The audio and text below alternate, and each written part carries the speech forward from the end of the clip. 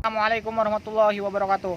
Kembangkeun nami simkuring Aldi Slamet Ratot di kelas 11 MIPA genep. Di dia simkuring pada ngabiantarakeun hasil karangan simkuring anu judulna Kebudayaan Sunda. Pidato atau biantara kebudayaan Sunda ngeunaan kebudayaan Sunda teh nu kurang kedah dimumule. Langsung wae simkuring pada ngabiantarakeun biantara anu judulna Kebudayaan Sunda. Assalamualaikum warahmatullahi wabarakatuh. Ibu guru anu kusim kuring dipihormat teka langkung sareng rerencangan sadayana. Langkung tipayun. Mangga urang sami-sami manjatkeun puji sinareng syukur ka Gusti anu Maha Agung. Margi mung barokah sareng rahmat mantena urang tiasa riung mumplung dina kesempatan ieu. Hadirin sadayana, dina danget ieu sim kuring bade nepikeun biantara ngeunaan watak budaya Sunda. Ari Sunda teh asalna tina kecap nu hartina alus anu ngabogaan unsur kana kasayan. Watak Sunda anu sim kuring dipimaksud nyaeta cager, bager, singer, jeung pinter. Harti kecap Sunda teh luhur pisan nyaeta gumilang. Harti kecap eta henteu ngan dilerepkeun dina panampilan, tapi aya dina manah urang Sunda sadayana. Dina kahirupan urang Sunda seueur pisan kabeungharan seni jeung budayana. Salah sahiji nyaeta tarling. Tarling singkatan tina gitar suling. Mimiti munculna di wewengkon Cirebon jeung Pantura Jawa Barat pas zaman Belanda tahun 1835-an. Tarling pepek kusarupaning kamonesan, aya sarimpi jeung tari topeng minangka bubuka acara. Parang lincak bulan hajatan teu di desa teu di kota. Masyarakat rea nu nganggap tarling.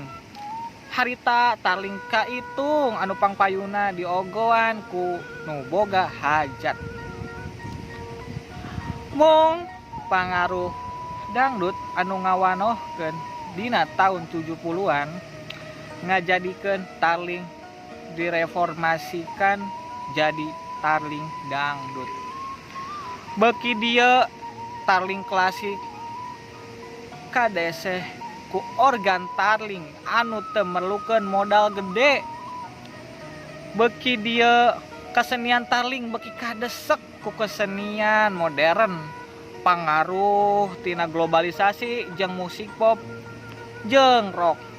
Seni gitar suling atawa tarling Cirebonan anu kungsi dipikaresep kiwari ukur wasana. Lagu-lagu tarling anu kadenge dina kaset. Komo ayeuna tarling-tarling Sunda teh geus ditinggalkeun ku maestro-maestrona. Kusabab seni-seni Sunda warisan budaya-budaya kakek nenek moyang urang sadayana kagele ku tarling anu modern. Sakitu we para hadirin sadayana, urang teh kedah ngiring ngamumule kesenian urang. Kesenian anu kabeungharan urang ti nenek moyang. Urang tong nepi kanggeus kageugeus ku kesenian luar anu ngajadikeun urang poho kana kesenian urang sorangan jeung kekayaan budaya sorangan. Kusabab kebudayaan urang teh berharga pisan jeung anak incu urang ke. Amun ayeuna kebudayaan urang, kebudayaan asli urang leungit kumaha? Sakitu wae biantara anu kusim kuring dibeberkeun ayeuna teh. Mugia-mugia sadayana tiasa ngaregepkeun biantara anu kusim kuring dibeberkeun aya teh.